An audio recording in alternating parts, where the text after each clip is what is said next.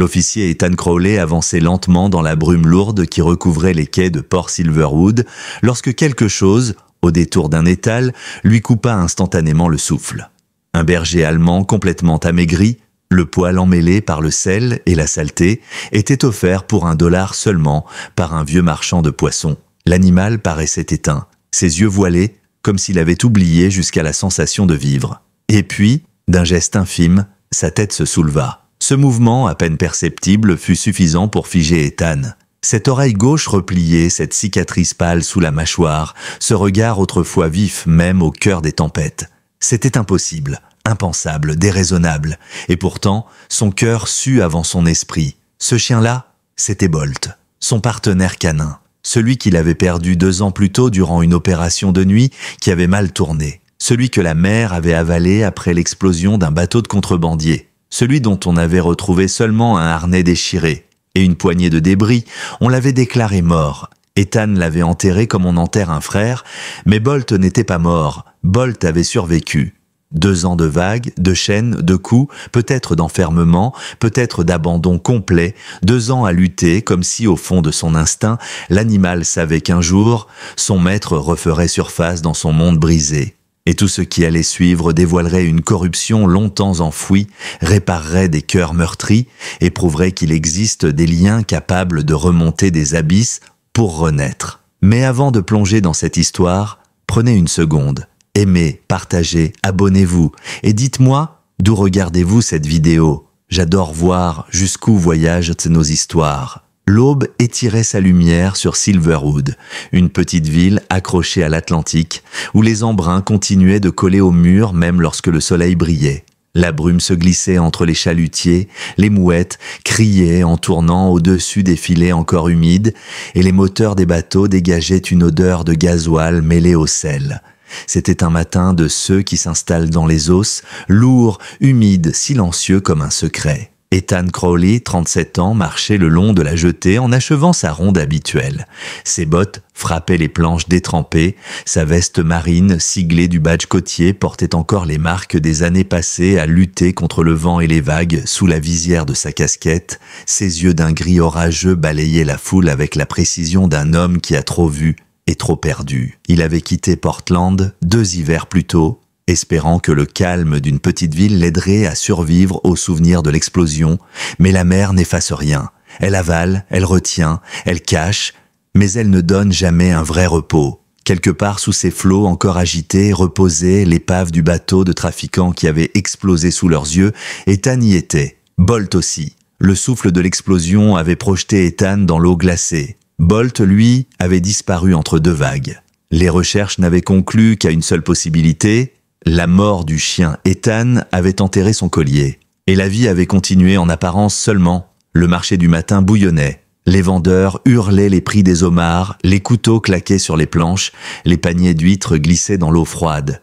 Et les conversations se mélangeaient en un brouhaha presque rassurant. Ethan s'apprêtait à quitter la zone lorsque la voix grave d'un pêcheur déchira l'air. « $1 $1 pour ce chien bon à rien !» Ethan se retourna d'un coup sec. À quelques mètres, derrière un étal regorgeant de poissons fraîchement découpés, Marvin Grover, un poissonnier massif à la cinquantaine bien usé, traînait un chien par une corde usée. Le tablier de l'homme était couvert d'écailles et une cigarette pendait au bord de sa lèvre. La simple vision de la scène fit monter un mélange de colère et d'incompréhension chez Ethan. « Qu'est-ce que vous fabriquez ?» lança-t-il d'une voix qui n'attendait pas de mensonge. Marvin haussa à peine les épaules. « Je me débarrasse de lui, officier, ce clochard à 4 pattes, fouille mes poubelles depuis des semaines. Je vais pas nourrir toute la misère du port. » Ethan s'approcha et son cœur se serra. Le chien était à peine conscient. Les côtes saillaient, les pattes tremblaient, la pelure de sel et de sang séché témoignait de semaines de souffrance. Quand Marvin tira la corde une fois de plus, l'animal émit un gémissement si faible que même les mouettes se turent un instant. « Lâchez-le !» ordonna Ethan. Sa voix ne montait pas. Elle tombait, lourde, inflexible. Marvin grogna mais relâcha la corde. Le chien s'effondra immédiatement, trop faible pour résister. Ethan s'accroupit et glissa doucement une main sous son poil mouillé. Un cœur battait là-dedans, faiblement mais assez pour se battre encore. « Ça va aller, mon grand », murmura-t-il en caressant sa nuque. Le chien leva la tête, lentement, comme s'il utilisait son dernier souffle pour accomplir ce simple geste. Et alors, Ethan le vit. Cette oreille gauche pliée, cette cicatrice sous la mâchoire, ce regard ambré qu'il avait tant vu courir à ses côtés. « Bolt !» souffla-t-il. Le chien réagit immédiatement, comme si son nom venait d'allumer une petite lampe au fond de son âme.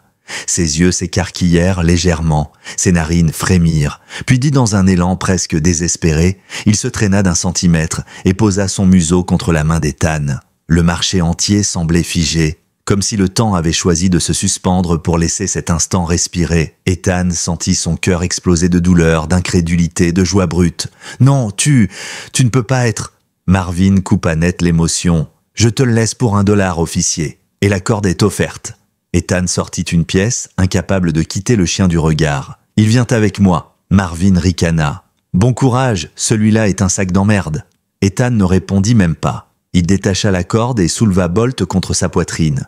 Le chien était trop léger, trop mou, trop brisé. « Tiens bon, partenaire, je te ramène à la maison. » De l'autre côté de la rue, une jeune femme au bonnet gris observait la scène avec de grands yeux. Tally Monroe, directrice du centre de sauvetage animalier de Silverwood. Elle s'approcha aussitôt. « Monsieur, attendez, ce chien a besoin de soins immédiatement. Il ne tiendra pas sans perfusion. » Ethan serra Bolt un peu plus contre lui. « Vous êtes ce vétérinaire ? Centre de soins, 2 rues plus loin, je peux le stabiliser, mais il faut venir maintenant. » Il hocha la tête. « Venez avec nous. » Quelques instants plus tard, il filait à travers la ville, la sirène brisant la brume, le moteur rugissant comme si lui aussi comprenait l'urgence. Tally maintenait la perfusion, la main posée sur le flanc du chien pour calmer ses spasmes. Bolt respirait à peine, mais chaque fois qu'Ethan murmurait son nom, sa queue remuait faiblement, comme un fil de vie qui refusait de se rompre. La mer grondait derrière eux, mais dans la voiture, quelque chose renaissait fragile et puissant. Le passé que la mer avait tenté d'effacer venait de remonter à la surface. La camionnette de patrouille s'arrêta brusquement devant le petit centre de sauvetage animalier de Silverwood. La pluie fine transformait le trottoir en miroir flou et le vent fouettait les enseignes métalliques avec une régularité inquiétante. Ethan sauta du véhicule avant même qu'il ne s'immobilise complètement, serrant Bolt contre lui, comme si la moindre seconde pouvait faire la différence entre la vie et la mort. Tally ouvrit la porte de la clinique à toute vitesse. Une odeur d'antiseptique mêlée à celle du bois humide envahit l'air. L'endroit était modeste, quelques cages, des tables métalliques, une lampe chauffante, des tiroirs pleins de bandages et d'outils vétérinaires. Mais l'atmosphère avait quelque chose de rassurant, presque maternel. Ici, on sauvait les âmes perdues du port, qu'elles soient humaines ou animales, posez-le là, dit Tally en indiquant la table d'examen. Sa voix était calme, mais ses gestes trahissaient une urgence précise. Ethan déposa Bolt avec une infinie délicatesse. Le chien trembla un instant avant de laisser sa tête retomber mollement sur la surface froide. Tally enfila des gants, attrapa un stéthoscope et commença à l'examiner avec une concentration absolue. « Déshydratation sévère », murmura-t-elle, « léthargie extrême, perte musculaire importante, et cette plaie à la patte arrière, mon Dieu !» Elle tourna légèrement le chien et fronça les sourcils. Il a été attaché longtemps, peut-être dans un endroit humide, sombre. Ses coussinets racontent de toute une histoire, et aucune n'est belle. Ethan resta figé, les mains crispées sur le bord de la table. Il n'aurait jamais dû survivre, pas dans cet état, pas dans ce type de conditions. Bolt gémit faiblement en entendant sa voix. Ethan se pencha immédiatement. « Ça va aller, mon vieux, je suis là, je t'abandonnerai plus jamais. » Le regard de Tally se radoucit une seconde. Elle avait déjà vu des animaux brisés, beaucoup, mais ce qu'elle observait dans ce simple échange entre un chien agonisant et un officier au cœur fendu, c'était quelque chose d'autre. Quelque chose qui n'avait rien à voir avec la médecine ou les protocoles. C'était un lien, un véritable lien. Elle ajusta la perfusion et installa une lampe chauffante juste au-dessus du chien. « Je vais nettoyer ses plaies, réhydrater lentement son organisme, stabiliser sa température. » Les premières heures sont cruciales. Il faudra rester calme. Ethan hocha la tête sans quitter Bolt du regard. « Je ne bouge pas d'ici. » Le temps sembla se distendre. La minuterie du chauffage émettait un petit clic régulier, presque hypnotique. Le bruit des vagues lointaines frappant le quai filtrait par la petite fenêtre embuée. Tally resta concentrée pendant près d'1 heure, nettoyant, désinfectant, recousant, ajustant. Pendant ce temps, Ethan ne fit que parler doucement à Bolt. Souvenirs de patrouille, vieilles anecdotes de nuit passées en plein froid, éclats de rire qu'il pensait avoir oubliés. Et puis, Alors qu'elle terminait de bander la dernière plaie, Bolt leva la tête, juste un peu. Ses yeux, voilés mais vivants, se fixèrent sur Ethan, et il remua faiblement sa queue. Ethan sentit son cœur exploser. Il se pencha la gorge serrée. « Tu te souviens? Hein, mon gars? Je suis là, je suis revenu. » Tali déglutit. « Il vous reconnaît, c'est évident. C'est rare, ce genre d'attachement, même chez les chiens d'intervention. » Le silence qui suivit fut interrompu par un léger grincement. La porte d'entrée venait de s'ouvrir. Un petit garçon d'une dizaine d'années entra, son sac à dos rempli de friandises pour animaux battant contre son flanc. Il avait les joues rosies par le froid et un bonnet vert trop grand pour sa tête. Il leva les yeux vers Tali et lui adressa un signe de la main. Tali soupira légèrement puis se tourna vers Ethan. « Je te présente mon frère Liam. Il est sourd depuis la naissance, mais ne t'y fie pas. Il comprend souvent les animaux mieux que la plupart d'entre nous. » Liam s'approcha doucement de Bolt, posant son sac à dos au sol. Il fixa le chien avec une intensité étonnante pour un enfant si jeune.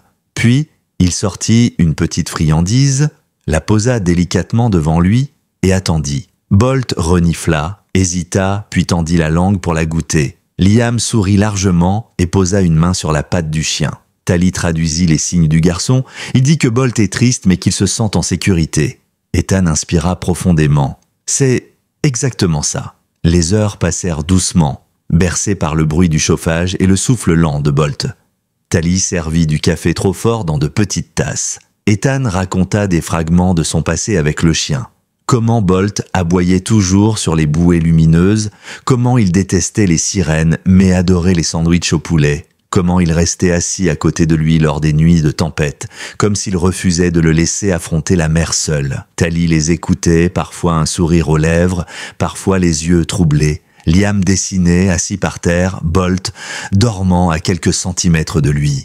Il griffonnait des vagues, des bateaux, puis finalement un chien debout sur une plage, la tête haute. En fin d'après-midi, la fatigue tomba sur eux comme un manteau. Tali referma un dossier médical, s'étira et observa Bolt, désormais confortablement installé sous une couverture thermique. « Il va s'en sortir, » dit-elle doucement. « Il faudra du temps, mais il va s'en sortir. » Ethan hocha la tête, les yeux légèrement humides. Il a survécu à la mer. Il survivra au reste. Tali hésita un instant avant de lui poser une question qui lui brûlait les lèvres. « Vous étiez dans l'unité K9 de Portland, c'est ça? »« Oui. » Jusqu'à ce que... Il s'interrompit, incapable de terminer la phrase. Ses yeux se perdirent dans le vide quelques secondes avant de revenir sur Bolt. « Quand il est mort, du moins quand je l'ai cru, ça m'a brisé. Je suis venu ici pour fuir. Pour éviter d'affronter ce que je ne voulais plus ressentir. » Tali resta silencieuse. Parfois, écouter valait plus que 1000 réponses. Le jour déclinait lorsque Liam, qui jusque-là dessinait en silence, se leva soudain et se dirigea vers la fenêtre. Il pointa du doigt la mer, ses yeux agrandis par une émotion étrange. « Qu'est-ce qu'il y a ?» demanda Tali en venant à ses côtés. Le garçon fit quelques gestes rapides, ses mouvements étaient nerveux. Il dit qu'il entend, enfin qu'il ressent... Quelque chose venant du port, traduisit-elle. Un bruit, un signal, quelque chose de familier. Mais il dit que ce n'est pas agréable. Ethan sentit un frisson lui traverser la colonne vertébrale. Quel genre de bruit? Tali continua à traduire. Un son grave, une vibration, comme un klaxon de bateau. Bolt, à cet instant précis, se redressa soudain. Ses oreilles se dressèrent. Son regard se fixa vers la fenêtre, puis il se mit à grogner, un grognement profond, viscéral, comme si un souvenir ancien venait d'être arraché à la surface. Ethan sentit son sang se glacer. « C'est le même que la nuit de l'explosion. » Tali le fixa, les sourcils froncés. « Vous êtes sûr ?» Bolt ne réagit jamais comme ça sans raison. Il a reconnu quelque chose qu'il a vécu cette nuit-là, quelque chose qui l'a brisé. Un silence lourd tomba sur eux. Et dehors, dans la brume, un klaxon grave retentit à nouveau. Bolt grogna encore, plus fort cette fois. Quelque chose, quelque part dans la baie, venait de se réveiller. Le grondement grave du klaxon résonna de nouveau à travers la brume, roulant comme un écho venu d'un autre temps. Le son vibra dans les vitres du centre de sauvetage, fit frémir les lampes, et Bolt, lui, se dressa entièrement. Ses poils se hérissèrent, sa gorge émit un grondement si profond qu'on aurait dit un avertissement venu du fond de la mer elle-même. Tali et Liam échangèrent un regard inquiet. Ethan, lui, resta figé quelques secondes, le souffle suspendu. Il connaissait ce son. pas simplement comme un bruit, comme une blessure, comme un souvenir que son cerveau avait tenté d'oublier, mais que son cœur reconnaissait instantanément. Le même klaxon, la même fréquence, le même navire. « Ethan !» murmura Tali, la voix tendue. Mais il était déjà en train de se lever. Il s'approcha de la fenêtre embuée, essuya la vitre d'un geste brusque et scruta la baie. La nuit s'épaississait peu à peu. Mais derrière la couche de brume, la lumière d'un projecteur maritime semblait glisser comme un œil qui observe Bolt, se mit à gémir, agité, faisant les 100 pas malgré sa faiblesse. « C'est lui !» souffla Ethan. « C'est le même bateau que cette nuit-là, celui qui a explosé à Iron Shoal, celui qui a emporté Bolt. » Tali secoua la tête désemparée. Ce navire aurait dû être détruit, ou au minimum immobiliser les rapports officiels. Liam gesticula, attirant leur attention. Ses gestes étaient rapides, presque hachés. Tali traduisit en fronçant les sourcils. Il dit que le bateau n'est pas juste dans le port. Il se rapproche, il bouge lentement, comme s'il cherchait quelque chose. Ethan serra les poings, ou quelqu'un. Le klaxon retentit encore. Cette fois, Bolt gronda si fort qu'il faillit tomber. Ethan eut juste le temps de le retenir. « Il faut le calmer, » dit Tali en s'approchant, « il est encore trop faible. »« Il ne réagit pas au hasard, » répondit Ethan. « Il se souvient, ce bateau, c'est le cœur du mystère. C'est là que tout a commencé, et on m'a menti, Tali. On m'a menti droit dans les yeux. » Tali déglutit. « Vous pensez que quelqu'un dans votre propre service a couvert l'histoire ? Je ne le pense pas, je le sais. » Il sortit de sa poche un petit sac transparent. À l'intérieur, un fragment métallique, courbé, entaillé, taché de sel. Bolt l'avait ramené dans sa chair plantée dans sa plaie. Ethan le posa lentement sur la table. Tali se figea. « C'est quoi, ce morceau ?» Un fragment d'un couteau de service. Un couteau réglementaire du département maritime de Silverwood. Tali pâlit. « Vous êtes en train de dire que quelqu'un du département a voulu que Bolt disparaisse ce soir-là. Quelqu'un qui savait trop de choses, quelqu'un qui a effacé les preuves, et ce navire... » Il montra la baie du Menton. Ce navire est leur lien, leur secret. Bolt aboya brusquement, un aboiement puissant, qui fit vibrer toute la pièce. C'était un signal, un avertissement, un réveil. La nuit était maintenant tombée, et Silverwood scintillait d'une lueur froide sous les lampadaires tremblotants. Ethan referma la porte de la clinique derrière lui, laissant Tali et Liam à l'intérieur tandis qu'il avançait vers sa camionnette avec Bolt à ses côtés, boitant mais déterminé. « Tu es sûr de vouloir sortir ?» murmura Ethan en caressant la tête du chien. « Tu devrais te reposer. » Bolt grogna doucement comme pour dire « Je ne t'ai pas suivi pendant des années pour rester assis maintenant. » Ethan le fit monter dans la camionnette et s'assit au volant. Il démarra sans allumer la radio, laissant le ronflement du moteur les envelopper, le port, la ville, les quais. Tout semblait plus sombre que d'habitude, comme si Silverwood retenait son souffle. Et puis, Ethan le vit. Un grand navire de pêche, les lumières jaunes filant à travers la brume, avançant lentement vers le quai sud. Sa silhouette massive tranchait l'obscurité comme une ombre en mouvement, le Marlowe's Pride. Un nom qui autrefois n'était qu'une ligne administrative dans un rapport d'incident. Mais pour Ethan, il résonnait comme une menace. C'était le bateau qui se trouvait sur les radars la nuit de l'explosion. Celui que les enquêteurs locaux avaient catégorisé hors d'atteinte ou sans lien avec l'incident. Celui dont on lui avait ordonné de ne plus jamais parler. Il serra le volant. On s'approche, partenaire, mais pas trop près. Pas encore. Le véhicule avança lentement. Lorsque la camionnette atteignit le quai sud, Ethan coupa les phares et se gara derrière un empilement de caisses. Les cris des mouettes avaient cessé, comme si même les oiseaux refusaient d'être témoins. Un homme sur le pont du navire manipulait une lampe torche. 2 autres silhouettes déchargeaient des caisses métalliques frappées d'un logo qu'Ethan reconnut immédiatement. Un dessin en forme de vague stylisait l'emblème de la société Blue Tern Freight. Une entreprise déjà impliquée dans des affaires troublantes, officiellement blanchie. Officieusement, corrompu jusqu'à la moelle, Ethan sentit Bolt s'agiter. Le chien se redressa, la tête haute, scrutant les silhouettes. « Je sais, Bolt, c'est eux ?» Une des silhouettes leva soudain la tête, comme si elle avait senti une présence. Ethan s'immobilisa. Bolt retint son souffle. L'homme parcourut les environs du regard, plissa les yeux vers les caisses, puis finit par hausser les épaules avant de reprendre son travail. « On doit se retirer pour ce soir », chuchota Ethan en reculant lentement. « Nous reviendrons quand j'en saurai plus. » Il démarra doucement, s'éloigna du quai, mais un goût amer s'accrochait déjà à sa langue, le genre de goût qui n'apparaît que lorsqu'on marche droit dans un piège. Quand Ethan et Bolt revinrent au centre de secours, Tali les attendait, bras croisés, l'air partagé entre inquiétude et soulagement. « Où étiez-vous? J'ai cru que… » Elle s'interrompit lorsqu'elle aperçut l'expression d'Ethan. « Qu'est-ce qui s'est passé ?» Ethan inspira profondément. « Ce bateau, il n'est pas revenu par hasard. Il déplace des caisses. Et je suis presque sûr que ce sont des armes. Des armes que notre ancien chef de patrouille a laissé passer sans jamais faire de rapport. » Tali blêmit. « Vous pensez… que ça pourrait être relié à votre enquête interne d'autrefois? Je ne le pense plus. Je le sais.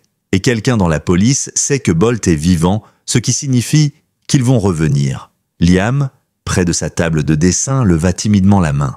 Il fit un geste simple du bout des doigts. Tali l'interpréta, la gorge serrée. Il dit que Bolt a survécu une fois et qu'il survivra encore, parce qu'il n'est plus seul. Ethan baissa les yeux vers le garçon et… pour la première fois depuis la nuit de l'explosion, il sentit quelque chose d'inattendu. L'espoir. Un espoir fragile, mais réel.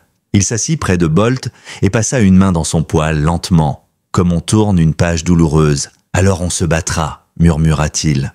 Ensemble. Et dehors, dans la brume épaisse, le klaxon du Marlowe's Pride retentit une dernière fois comme un défi. Lorsque le cri grave du Marlowe's Pride s'évanouit dans la brume, un silence encore plus lourd s'installa au-dessus de Silverwood.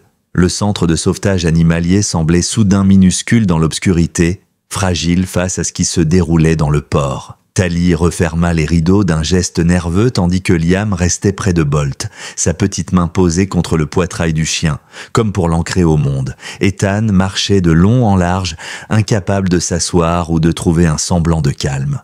La révélation du quai tournait en boucle dans son esprit. Les caisses métalliques, les silhouettes, l'emblème de Blue Tern Freight, la sensation glaciale d'être observé. Tout était là, sous ses yeux, mais un détail lui échappait encore, quelque chose qu'il n'arrivait pas à saisir. Une pièce du puzzle trop bien cachée d'Ethan appela doucement Tali. Il s'arrêta mais ne se retourna pas. « Qu'est-ce que vous avez vu exactement ce soir ?» Il inspira lentement, puis se força à répondre. Le Marlowe's Pride transporte du matériel illégal, des armes, à en juger par la forme des caisses, et ces cargaisons sont chargées ou déchargées en pleine nuit, sans aucun contrôle officiel. Ce n'est pas un simple trafic de porc. C'est une opération qui implique forcément quelqu'un de haut placé, quelqu'un qui connaît les patrouilles, les horaires, les angles morts. Tali hésita. Vous pensez que quelqu'un de votre propre unité, pas juste quelqu'un, plusieurs, et ça remonte loin, tellement loin que Bolt en a payé le prix.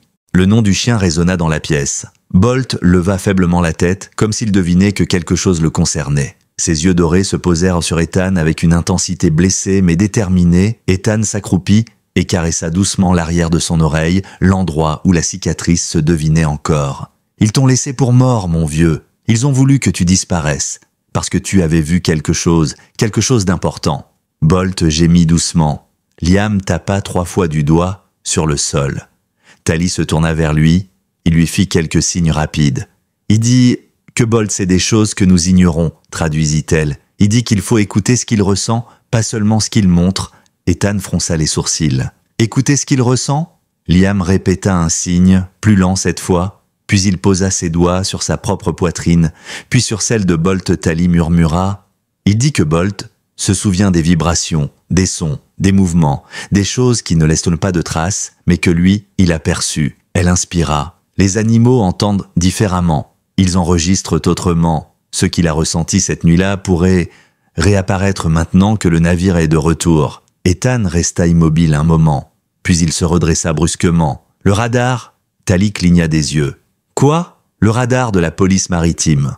On a conservé des enregistrements des signaux des navires de cette nuit, mais une partie a été classée défaillante. Je n'y ai jamais cru.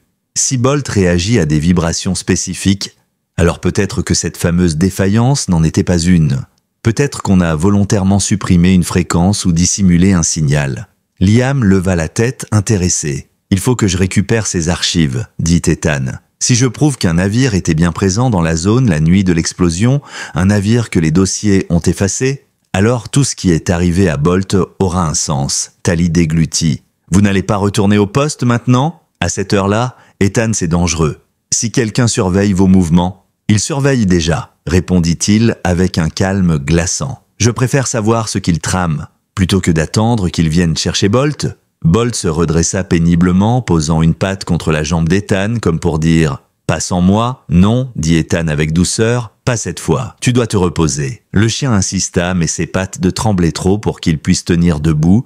Ethan finit par le convaincre de rester, promettant de revenir avant que le vent ne tourne. Il enfila sa veste, vérifia discrètement le chargeur de son arme de service, pure habitude ancienne, et se dirigea vers la porte. « Je viens avec vous », lança Tali soudainement. Il se retourna. « Non, c'est trop risqué. Et laissez mon frère seul. Ou courir le risque que vous vous retrouviez face à quelqu'un qui vous veut du mal, je ne vous laisse pas y aller seul. » Ethan ouvrit la bouche pour protester, mais le regard déterminé de Tali le cloua sur place. « Très bien, céda-t-il, mais tu restes derrière moi. J'imaginais mal faire autrement. » Liam fit un signe rapide, un peu inquiet. Tali le prit dans ses bras et lui murmura quelques mots, puis le confia à une voisine qui habitait juste à côté du centre Bolt. Gémit faiblement en voyant Ethan s'éloigner, mais le policier posa une main rassurante sur sa tête avant de franchir la porte. La nuit était glaciale, le vent fouettait les lampadaires, et un frisson étrange parcourait Silverwood, comme si la ville savait qu'elle s'apprêtait à voir remonter des vérités qu'elle n'avait jamais voulu connaître. Le poste de police maritime apparaissait comme une silhouette sombre au pied du port. Les fenêtres étaient éclairées par intermittence, certaines laissant deviner un mouvement, d'autres restant obstinément opaques. Ethan et Tali s'arrêtèrent à une trentaine de mètres. « On dirait qu'il reste du monde » murmura Tali. « Oui, mais pas ceux qu'on croit. » Ils attendirent une minute, peut-être deux. Puis les lumières du premier étage s'éteignirent d'un coup. « Maintenant » souffla Ethan. Ils contournèrent le bâtiment par l'arrière, là où une petite porte secondaire donnait accès à la salle d'archivage numérique.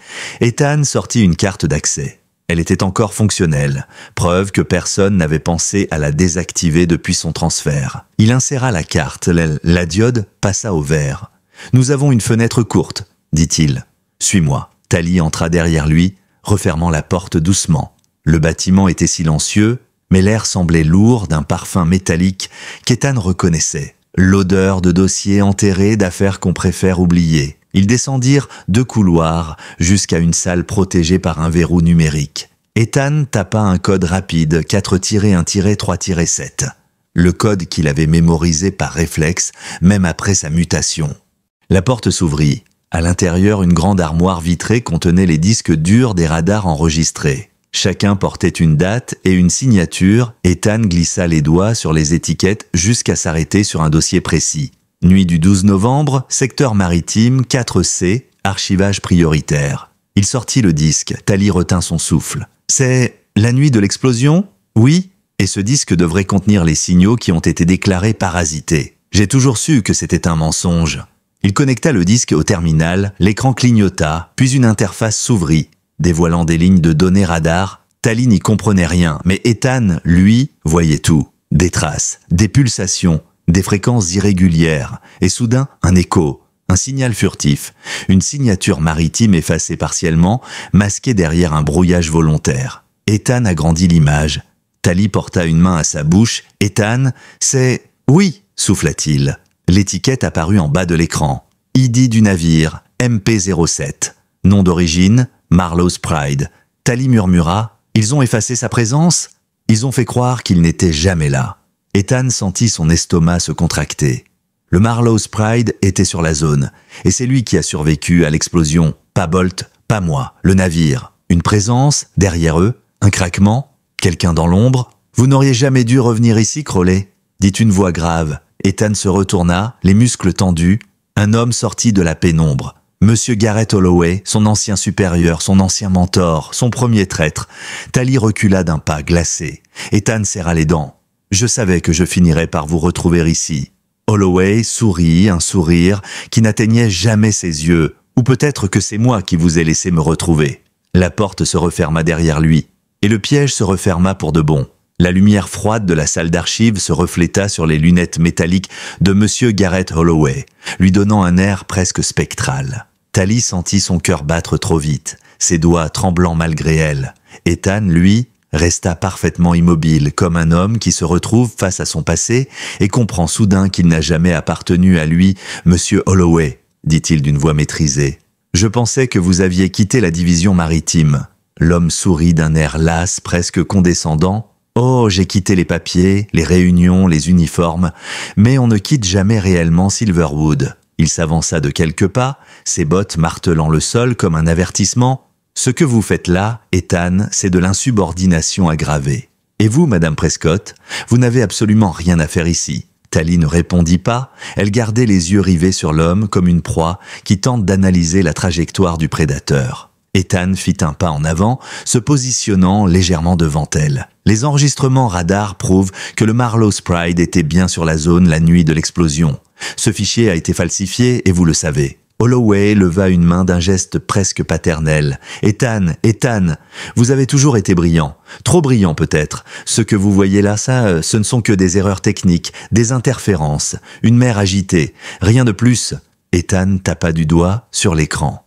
Alors pourquoi ce signal a-t-il été masqué manuellement? Pourquoi le nom du navire a-t-il été effacé? Et pourquoi Bolt a-t-il été laissé pour mort après ce soir-là? Un silence brutal tomba, le genre de silence qui annonce une vérité qu'on refuse d'avouer. Holloway cligna lentement des yeux, puis soupira. « Vous êtes venu trop loin, Ethan !» Tally sentit la menace tangible dans l'air. Elle échangea un regard rapide avec Ethan, mais celui-ci ne bougea pas d'un millimètre. « Vous saviez que ce jour finirait par arriver », poursuivit Holloway. « Vous êtes un excellent flic, peut-être même le meilleur que j'ai formé. Mais vous êtes aussi terriblement naïf.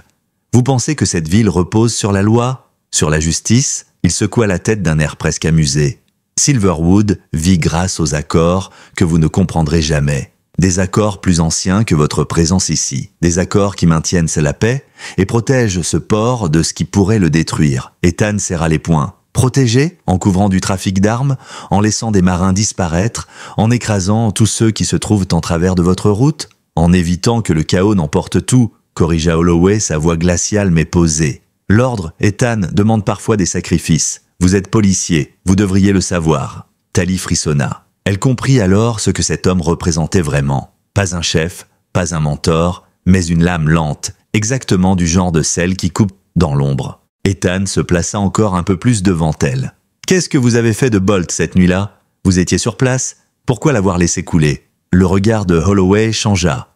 Le masque poli se fissura. Le chien avait vu quelque chose qu'il n'aurait jamais dû voir. Ces mots étaient prononcés avec un calme si déroutant que Tally sentit la colère lui monter aux yeux. « Et puis, les chiens se remplacent, Ethan.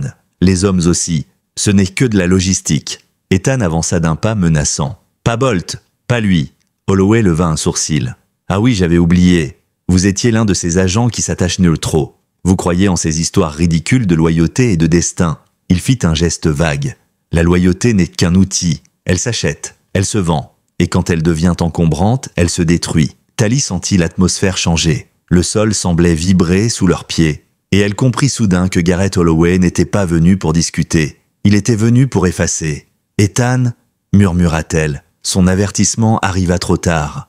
Holloway sortit une arme. Ethan réagit instantanément, écartant Tally d'un geste brusque tout en renversant la table métallique d'un coup de pied pour créer un abri. Un tir claqua, ricochant sur la paroi de verre derrière eux. « Couche-toi » cria-t-il à Tally. Ils se jetèrent derrière l'armoire vitrée, les éclats du premier impact tombant autour d'eux comme de la pluie tranchante. « Il faut sortir d'ici » hurla Tally, la panique déchirant sa voix. « Passant le disque, il est notre seule preuve. » Holloway avançait lentement dans la pièce comme un chasseur certain de sa victoire, chaque pas résonnait dans l'air, implacable. « Vous ne sortirez pas vivant » déclara-t-il calmement. Soudain, un nouveau bruit retentit.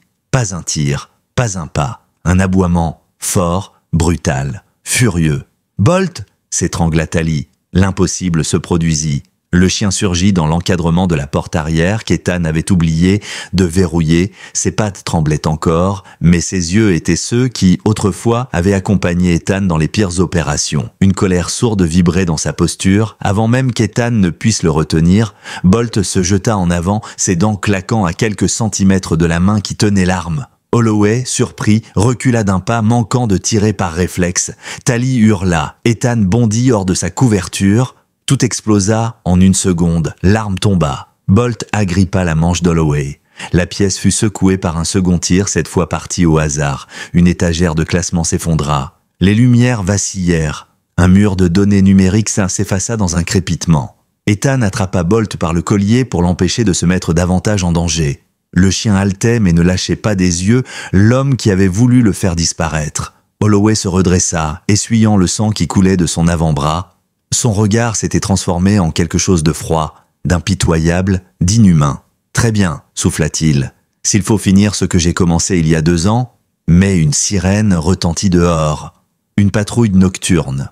Holloway comprit qu'il n'avait plus le temps. Il lança un dernier regard à Ethan, un regard lourd de menace. « Vous venez de signer votre arrêt de mort, Crowley. » Puis il recula dans le couloir, disparaissant avant même qu'Ethan puisse le poursuivre. Les sirènes s'approchaient, mais Holloway avait choisi, comme toujours, les ombres plutôt que la lumière. Ethan serra Bolt contre lui. Tally accourut, les larmes aux yeux. « Ethan, tu es blessé ?» Il secoua la tête. « Non, mais il n'en restera pas là. » Il prit le disque dur entre ses mains, encore tiède de la chaleur de la machine. « Ce que j'ai là, c'est la clé de tout. Et maintenant, ils le savent. » Tally posa une main sur son bras. Alors on ne peut plus reculer. Bolt posa sa tête contre la jambe d'Ethan, un grondement sourd dans la gorge, comme s'il jurait de ne plus jamais laisser quiconque s'en prendre à son maître. Ethan inspira profondément. Non, maintenant, on se bat. Le vent qui fouettait le port semblait hurler à leur place lorsqu'Ethan, Tally et Bolt sortirent enfin du poste de police maritime. La patrouille nocturne venait d'arriver. Les gyrophares illuminant les façades comme des éclats de vérité sur une ville qui avait passé trop d'années dans l'ombre. Ethan savait qu'il n'avait qu'une poignée de minutes avant que les agents, innocents ou non, ne commencent à poser des questions auxquelles ils ne voulaient pas répondre tant que Garrett Holloway courait encore dans les rues de Silverwood. Tally agrippa le bras d'Ethan. « Où va-t-on » Il ne répondit pas immédiatement. Bolt marchait à côté d'eux, boitant légèrement, mais l'œil vif, comme si la douleur ne comptait plus. L'air marin portait un goût métallique, signe que la tempête de la nuit précédente n'avait pas entièrement quitté la région. Tout semblait sur le point de s'abattre de nouveau. « Pas ici », dit enfin Ethan. « Pas tant qu'on ne sait pas qui alertera qui. On doit disparaître un moment. » Tally hocha la tête. Elle connaissait cette expression, celle d'un homme qui calcule chaque issue, chaque menace, chaque seconde. « Tu as un endroit en tête ?» Ethan regarda le disque dur qu'il gardait dans la poche intérieure de sa veste. L'objet pesait davantage que n'importe quelle preuve qu'il avait tenue de sa vie. « Oui, dit-il finalement.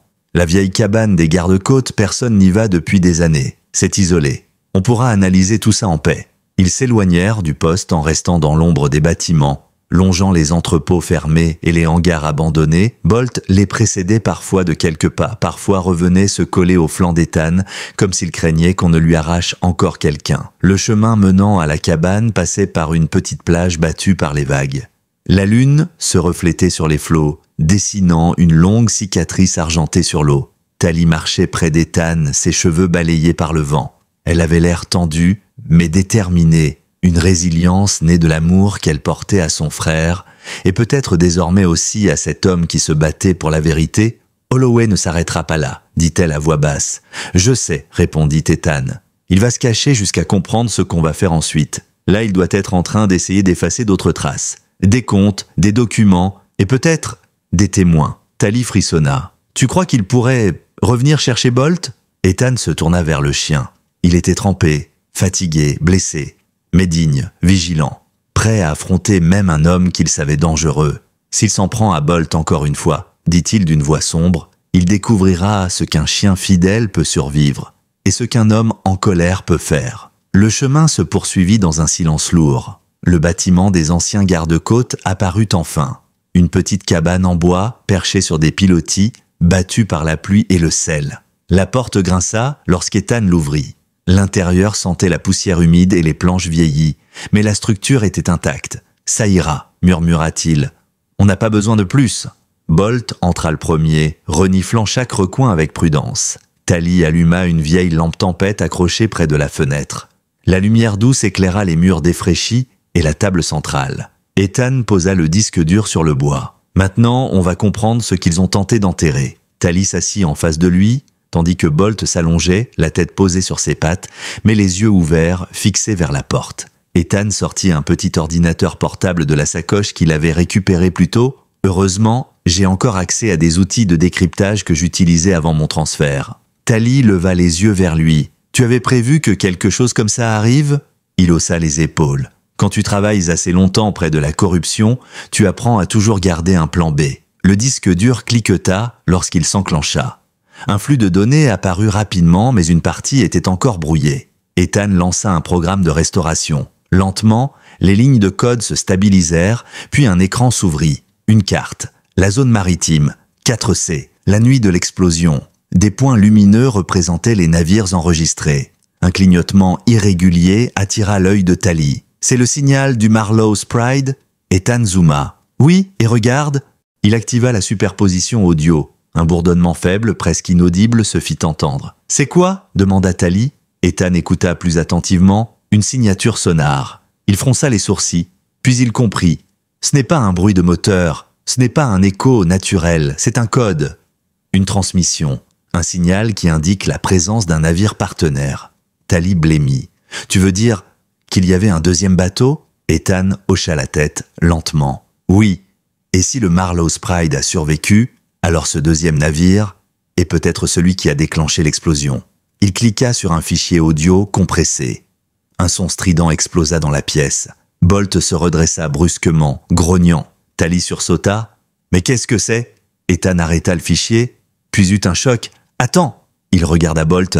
Le chien tremblait, mais ses yeux n'étaient pas terrifiés. Ils étaient reconnaissants. Comme s'il se souvenait, Tali murmura. « Ethan, je crois que c'est le son qu'il a entendu cette nuit-là. Celui qu'il n'a jamais pu oublier. Le son qui a précédé l'explosion. » Ethan sentit la pièce tourner. « C'est ça, dit-il doucement. C'est exactement ça. Ce signal, c'est ce qui a déclenché tout, ce qui a provoqué l'explosion, ce qui a failli tuer Bolt. » Tali posa une main sur sa bouche. « Et ça veut dire que la personne qui a émis ce signal était là, tout près, en contact direct avec le Marlow's Pride. » Ethan zooma encore sur la carte. Un nouvel écho apparut, un identifiant. Code partiellement effacé, mais encore détectable, Vessel ID, HX 113, non masqué. Tali plissa les yeux. « Tu crois savoir ce que c'est ?» Ethan resta silencieux un long moment. Bolt grognait doucement, comme s'il voulait qu'Ethan dise ce qu'il refusait encore de croire, puis il prononça 3 mots. « Le navire fantôme ». Tali recula d'un pas. « Celui dont tout le monde parle à voix basse, le bateau invisible, celui qu'aucun radar n'a jamais capté clairement ?» Ethan acquiesça. Ce n'était pas un mythe, ce n'était pas une rumeur, c'était lui. Et Holloway travaillait avec eux. La pièce semblait soudain trop petite, trop froide. Tali regarda Bolt, puis Ethan. « Qu'est-ce que tu vas faire maintenant ?» Ethan referma le portable, ses yeux brillants d'une résolution nouvelle. « On va l'arrêter, tous, Holloway, ses partenaires, le navire fantôme et ceux qui ont voulu effacer Bolt. » Tali hocha la tête. « Et on commence par quoi ?» Ethan se leva, Bolt aussi. Tous les deux fixaient l'obscurité comme s'ils pouvaient déjà voir l'ennemi se rapprocher. « On commence, dit-il, par exposer la vérité. Mais avant qu'il n'ait le temps de faire un pas, un bruit brutal retentit dehors. Un craquement de bois, un éclat de vitre, puis un sifflement. Tali poussa un cri. Un projectile venait de se planter dans le mur, une balle. Ethan se précipita vers elle pour la protéger. Bolt bondit en avant, grognant férocement. Une silhouette apparaissait maintenant dans la nuit derrière la fenêtre brisée. Ethan serra les dents. « Ils nous ont retrouvés !» Le bruit de la balle dans la paroi résonna dans la cabane comme un coup de tonnerre contenu. Les planches vibrèrent, un nuage de poussière retomba lentement, et Tali retint un cri, en portant instinctivement la main à son cœur. Bolt, lui, n'avait pas une seconde d'hésitation. Il se plaça entre l'ouverture et Ethan, le poil hérissé, le souffle court, mais prêt à se jeter sur quiconque approcherait. Ethan attrapa Tali par le poignet et la plaqua derrière la table renversée. « Ne bouge pas !» murmura-t-il, sa voix tendue mais incroyablement contrôlée. Un nouveau projectile traversa le volet extérieur, faisant exploser un éclat de bois qui ricocha sur le sol avec un sifflement aigu. La silhouette à l'extérieur semblait se déplacer lentement, méthodiquement, comme un chasseur certain que sa proie était déjà condamnée. Par la fente brisée de la fenêtre, Ethan distingua une forme vêtue d'un manteau sombre, capuche rabattue, visage dissimulé. La façon de marcher, la posture, la démarche volontaire, Ethan sut immédiatement. Ce n'était pas Holloway, c'était pire. Raynor Briggs, souffla-t-il, un goût amer dans la bouche. Tali se tourna vers lui, paniqué. « Qui est-ce » Ethan serra les dents. Un ancien agent, viré pour désertion, violent, imprévisible. Holloway n'aurait jamais mis les mains directement dans la boue. Alors il a envoyé un chien fou à sa place.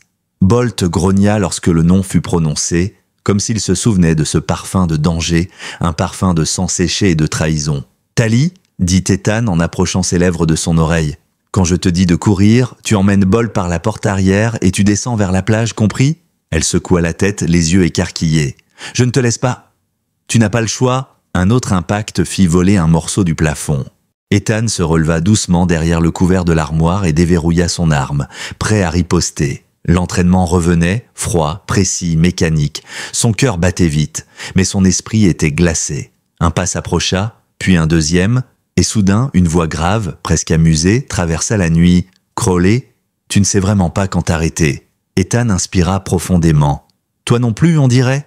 Briggs ricana. « Holloway veut le disque, il m'a dit que tu le donnerais de ton plein gré. Mais moi, je préfère la manière brutale. » Il tira une nouvelle fois visant la fermeture de la porte. Les charnières cédèrent dans un grincement sinistre, la porte pendillant maintenant comme une proie blessée. Tali se couvrit la bouche d'une main tremblante. Bolt gronda si fort qu'on aurait cru qu'un loup s'éveillait dans sa poitrine. Ethan se leva d'un coup et tenta un tir de sommation en direction de la fenêtre. Briggs se replia instantanément, surpris par la rapidité de la riposte. L'échange de tirs fit voler des éclats de verre et de bois dans toutes les directions. « Cours !» cria Ethan. Tali attrapa Bolt, malgré la résistance du chien qui voulait rester défendre son maître. Elle le tira tant bien que mal vers la petite porte arrière. Ils s'échappèrent juste au moment où Briggs bondit dans la pièce, renversant les derniers meubles. Ethan roula sur le côté, évitant de justesse un tir qui passa si près qu'il sentit la chaleur du projectile lui brûler la joue. Il se redressa derrière un pilier, essoufflé, gardant l'arme levée. Briggs avançait comme un bloc, lourd, massif, sûr de lui. « Tu aurais dû quitter Silverwood quand Holloway t'en a donné l'occasion, » dit Briggs, sa voix résonnant entre les murs. « Et toi, tu aurais dû rester dans ton trou, » répliqua Ethan. Briggs se jeta en avant. Ethan tira, mais Briggs connaissait le mouvement, anticipait chaque geste. Il se déplaça de côté avec une agilité anormale pour sa carrure, évitant le tir d'un souffle. Ethan n'eut pas le temps de tirer une seconde fois, Briggs lui attrapa l'avant-bras et le plaqua contre le mur avec une force inhumaine. L'arme tomba au sol. Ethan serra les dents sous l'impact brutal. « Tu crois que tu vas sauver ce chien ?» cracha Briggs. « Tu crois que tu vas sauver cette ville ? Tu n'es qu'un grain de sable dans une machine trop grande pour toi. » Ethan leva les yeux, une étincelle presque ironique passant dans son regard. « Peut-être, mais les machines tombent toujours en panne quand un grain de sable décide de résister. » Briggs arma son poing, mais avant qu'il ne frappe, un grondement animal retentit dans l'encadrement de la porte arrière. Bolt. Tali avait voulu fuir, mais le chien avait refusé. Il avait planté ses pattes dans le sol, avait lutté contre les bras de la jeune femme, puis avait couru droit vers son maître. Avant qu'Ethan puisse dire un mot, Bolt bondit. Toutes dents dehors, Briggs se retourna juste à temps pour lever son bras, que le chien agrippa de ses mâchoires, plantant ses crocs avec une rage qui n'appartenait qu'aux survivants. Briggs hurla, secouant le bras violemment, tentant de se libérer. Ethan profita de l'ouverture pour attraper une planche cassée au sol et frapper de toutes ses forces. L'homme derrière la nuque, Briggs vacilla, lâcha un cri guttural et tomba à genoux, Bolt toujours accroché à lui. « Bolt, lâche !» ordonna Ethan. Le chien obéit immédiatement, se reculant pour se poster à côté de son maître, tremblant de rage et d'épuisement. Briggs tenta de se relever, mais Ethan le repoussa du pied, visant le bras armé. L'homme lâcha son pistolet, grogna et tomba à plat ventre. Haletant, Tali rentra en courant, essoufflé, les yeux pleins d'angoisse. « Est-ce qu'il... »« Il n'est pas mort !» répondit Ethan en attachant Briggs avec un vieux câble trouvé sur une étagère. « Mais il ne nous suivra plus. » Un silence s'installa, lourd mais libérateur. La pluie s'était remise à tomber dehors, battant le toit comme un cri d'alerte continu. Bolt s'approcha de Tali, cherchant à être rassuré. Elle l'enlaça, enfouissant son visage dans sa fourrure. Ethan s'essuya le front, encore haletant. Tout son corps tremblait, pas seulement de l'effort, mais de la compréhension brutale de ce qu'il venait de traverser. « On ne peut pas rester ici, dit-il finalement. Si Briggs nous a trouvés, Holloway nous trouvera aussi. Ils savent qu'on a les preuves. » Tali releva la tête. « Où va-t-on aller ?» Ethan prit Bolt par le collier, le regard dur et brûlant d'une résolution nouvelle. « Là où personne n'osera nous attendre, on va voir quelqu'un qui doit des réponses. » Tali fronça les sourcils. « Qui ?» Ethan prit le disque dur, le rangea dans sa veste, puis répondit d'une voix presque murmurée mais lourde de sens. Le seul homme qui sait tout du navire fantôme, celui qui a disparu depuis 2 ans. Le capitaine Jonah Mercer. Tali retint son souffle. Mais Jonah Mercer est censé être mort. Ethan esquissa un sourire amer. Justement, Bolt se redressa comme si son instinct comprenait que leur nuit était loin d'être terminée. « On part maintenant », dit Ethan, et tous trois s'enfoncèrent dans la pluie battante, laissant derrière eux la cabane éventrée, l'écho des coups de feu, et un homme inconscient qui ne savait pas encore que Silverwood venait de changer de camp. La pluie tombait en rafales serrées, martelant les toits, les pare-brises et les pavés comme si Silverwood voulait effacer toute trace des événements de la nuit. Ethan, Tally et Bolt avançaient à travers les ruelles détrempées, leurs silhouettes se découpant sous les lampadaires vacillants. Le temps pressait, chaque seconde pouvait être celle où Holloway reprenait la traille, où Briggs se réveillait, où un autre agent corrompu surgissait de l'ombre pour leur barrer le chemin. Ethan tenait Bolt près de lui, une main posée sur la encolure du chien, autant pour le guider que pour se rassurer. Le disque dur frappait légèrement contre sa poitrine dans sa poche intérieure. Un battement régulier, comme un second cœur, celui de la vérité. « Tu es sûr de ton plan ?» demanda Tally, essoufflée mais déterminée. Ethan ne ralentit pas. « Le capitaine Mercy n'est pas mort. Il s'est volatilisé pour une raison. Et je sais exactement où il se cache. » Tally plissa les yeux sous la pluie battante. « Comment peux-tu en être certain ?» Ethan esquissa un sourire crispé. « Parce que c'est moi qui l'ai aidé à disparaître. » Tally s'arrêta net, stupéfaite. « Quoi ?» Ethan se retourna vers elle, son visage éclairé par un flash d'éclair au loin. Il avait découvert quelque chose à propos du navire fantôme. Quelque chose de suffisamment grave pour qu'on tente de le faire taire. Il m'a laissé un message codé, juste avant que tout ne s'effondre. Bolt gémit doucement, comme s'il se souvenait lui aussi.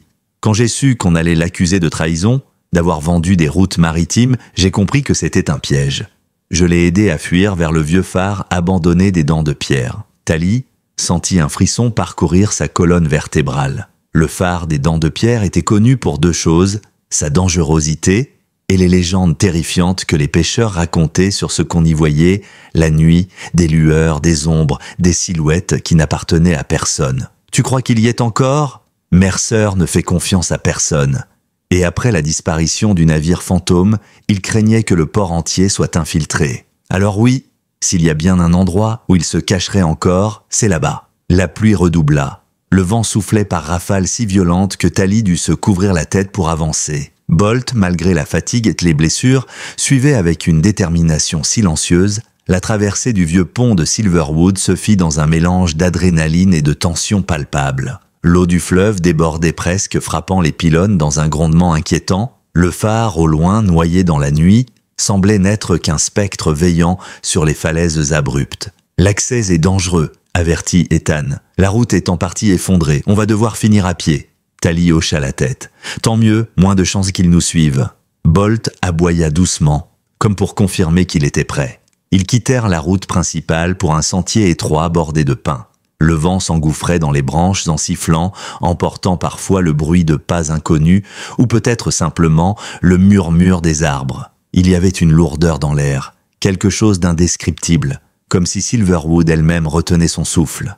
Après plusieurs minutes de marche, un flash violent éclaira la forêt autour d'eux. Pas un éclair, un phare. « On est proche », murmura Ethan. La falaise était escarpée, dangereuse, bordée d'une rambarde rouillée prête à céder à tout moment. En contrebas, les vagues s'écrasaient avec une force brutale contre les rochers, projetant de la mousse jusqu'au sentier. Ethan s'arrêta devant la grande porte du phare. Elle était entr'ouverte, oscillant doucement sous l'effet du vent. « C'est pas bon signe ?» souffla Tally. « Ou c'est Mercer qui nous attend ?» Ethan poussa la porte. Un grincement strident résonna dans la cage d'escalier. L'intérieur était sombre, humide, odeur de sel, de pierre, de poussière. Bolt entra le premier, reniflant chaque marche, chaque recoin. Il grognait légèrement mais sans agressivité, comme s'il reconnaissait l'odeur du capitaine ou quelque chose de proche. Ethan monta les marches, Tally derrière lui. Ils avançaient lentement, éclairés par la lampe tempête qu'elle avait prise dans la cabane. Les ombres dansaient sur les murs, créant des silhouettes étranges. Le bruit de la mer en contrebas résonnait comme un grondement cyclique. Puis en atteignant la dernière plateforme, ils virent une silhouette recroquevillée contre une table, le dos tourné vers eux. Tally retint sa respiration. Ethan avança. « Mercer ?» La silhouette sursauta, se retourna, et la lumière révéla un homme aux traits tirés, aux cheveux emmêlés, la barbe longue. Son regard, d'abord affolé, se transforma en un mélange de reconnaissance et de soulagement. « Crowley » murmura-t-il. « Tu as survécu. » Ethan esquissa un sourire amer. « On dirait que toi aussi. » Mercer se leva lentement. Bolt s'approcha de lui, le reniflant. Le vieux capitaine posa une main tremblante sur sa tête. « Et toi, mon grand, toi aussi, tu es revenu. » Tally, ébranlé par cette scène, s'avança. « Capitaine Mercer, on a besoin de vous. Le navire fantôme, vous aviez raison, il existe.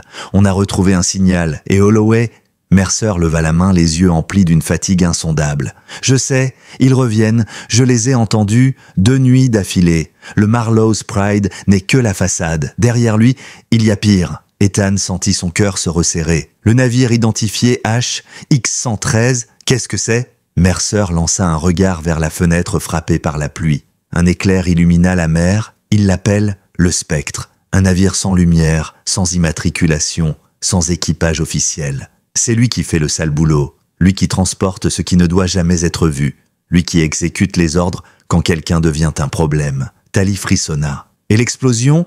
Celle qui a failli tuer Bolt? Mercer ferma les yeux un instant. Lorsqu'il parla, sa voix était basse, comme écrasée par le poids de ce qu'il savait. Ce n'était pas une explosion accidentelle, c'était une élimination programmée. Un test. Il voulait voir jusqu'où il pouvait aller avant que la ville ne s'interroge. Il posa une main sur la table et sortit un vieux dossier, jauni, abîmé. Et maintenant, ils veulent finir le travail et effacer tout ce qui reste. Ethan récupéra le dossier, surprise, mêlée d'appréhension. Qu'est-ce qu'il y a là-dedans? Mercer serra les dents.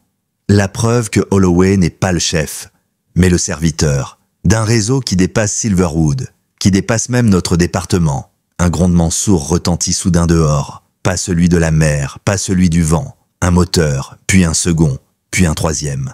Ethan blêmit. Tally porta la main à ses lèvres. Bolt se redressa, oreilles pointées, prêt à bondir. Mercer regarda Ethan. « Ils sont déjà là !» Ethan se précipita vers la fenêtre.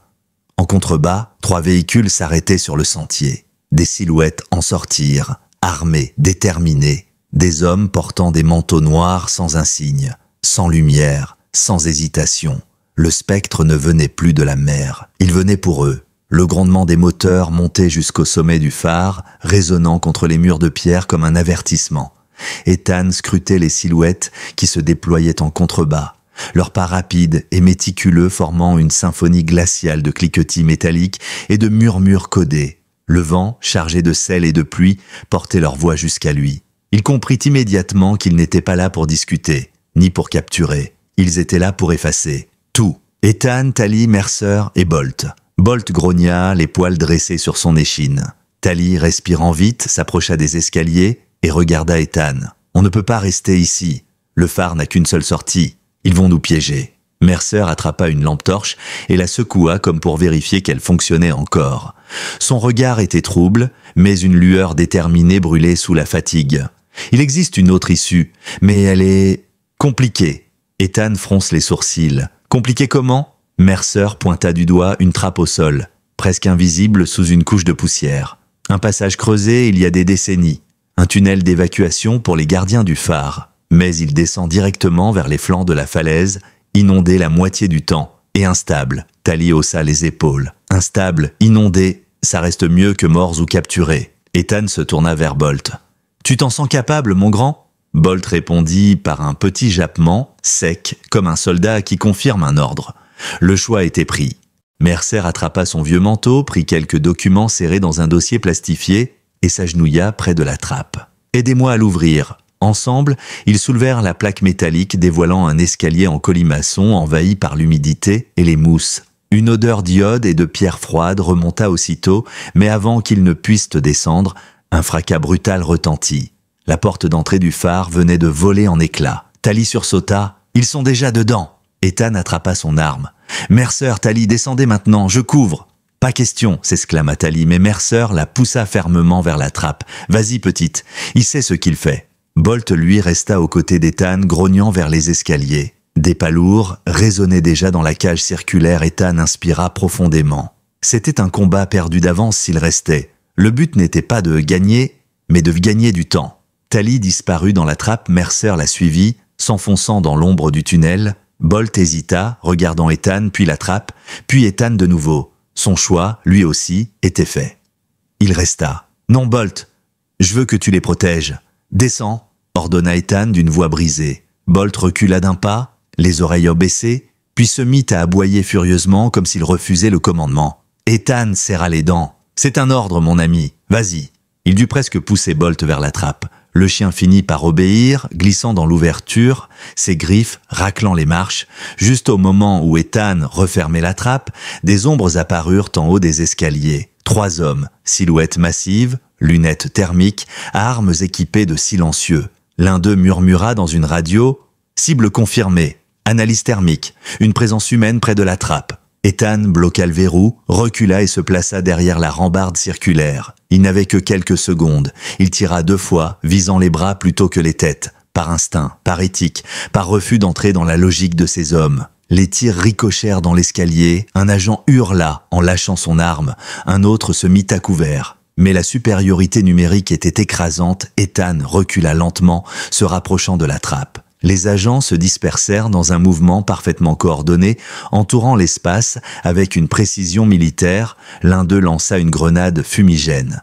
La pièce se remplit rapidement d'un brouillard épais, gris, suffocant. Ethan toussa, recula encore, jusqu'à sentir la trappe contre son talon. Il n'avait pas le choix. Il sauta. La chute fut courte, brutale. Il atterrit douloureusement dans l'eau glacée qui recouvrait le tunnel. Le courant était faible mais présent, suffisant pour rendre le sol glissant. Tali cria son nom quelque part dans l'obscurité. Bolt aboyait, tourmenté. « Ça va ?» réussit-il à dire, même si son souffle était coupé. Mercer, tenant la lampe tremblotante, éclaira un passage étroit sculpté dans la roche. « Vite, ils vont descendre par l'escalier secondaire. Le tunnel remonte un peu plus loin vers une vieille excavation, une sortie naturelle par les rochers au pied de la falaise. » Ils avancèrent en accélérant, éclaboussant l'eau glaciale. Le plafond se faisait de plus en plus bas. Parfois, ils devaient se pencher, parfois ramper. L'air devenait lourd, saturé d'humidité et d'algues. Des bruits résonnèrent derrière eux.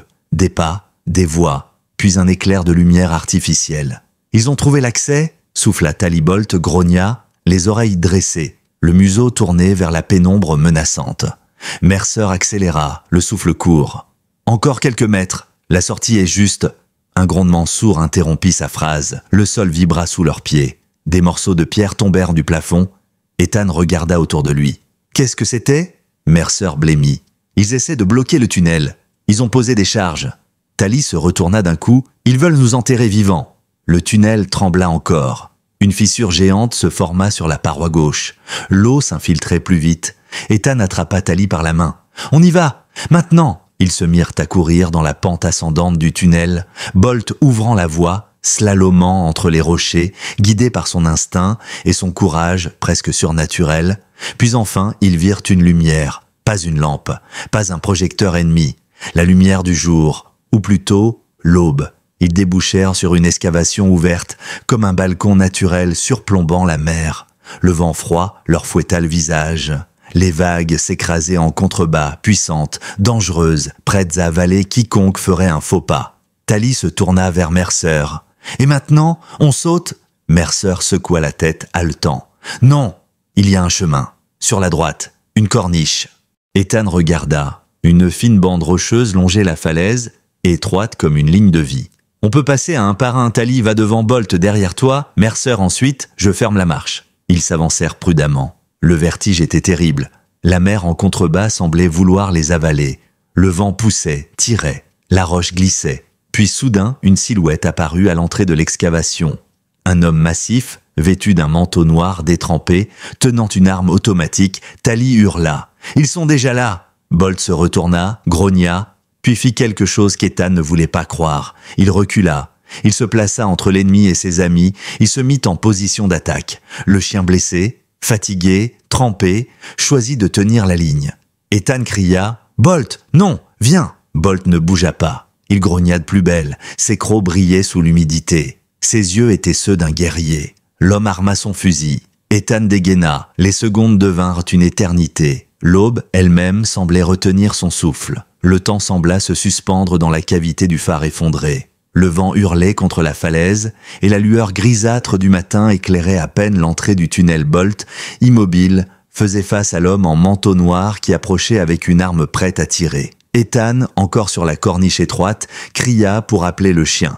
Mais Bolt refusait de reculer. Il planta ses pattes dans la roche, grognant d'un son grave, décidé à protéger son maître. L'homme arma son fusil. Bolt bondit. Le tir partit, la balle dévia, en heurtant la paroi, quand Bolt percuta le bras de l'assaillant. Ethan en profita. Il tira une seule fois, touchant l'arme de son adversaire qui vola dans le vide avant d'être avalé par la mer. L'homme recula, furieux, et se lança sur Ethan dans une attaque brutale. Les deux hommes glissèrent sur la roche humide, luttant pour reprendre l'avantage. Un second assaillant surgit depuis le tunnel, coupant toute retraite. Bolt, malgré sa blessure, se jeta sur lui pour l'empêcher d'atteindre Ethan. Le combat devint chaotique, silencieux, uniquement interrompu par les éclats de vagues et les grognements du chien. Ethan savait qu'il ne tiendrait pas longtemps ainsi, puis un grondement monta depuis la mer. Pas celui du tonnerre, un navire. Un gigantesque projecteur balaya soudain la paroi, une sirène retentit, suivie d'une voix amplifiée. « Police de l'État du Maine, à terre immédiatement !» Tally, qui avançait sur la corniche avec Mercer, se retourna en criant « Ethan, ils arrivent !» En contrebas, un patrouilleur et 2 navires de la garde côtière fendaient les vagues, illuminant les hommes masqués qui tentaient encore de fuir par le tunnel. Sur la route au-dessus, des véhicules d'intervention se déployaient. Pris de panique, le premier assaillant tenta d'étrangler Ethan, mais Bolt revint à la charge, mordit son mollet et fit lâcher prise à l'homme.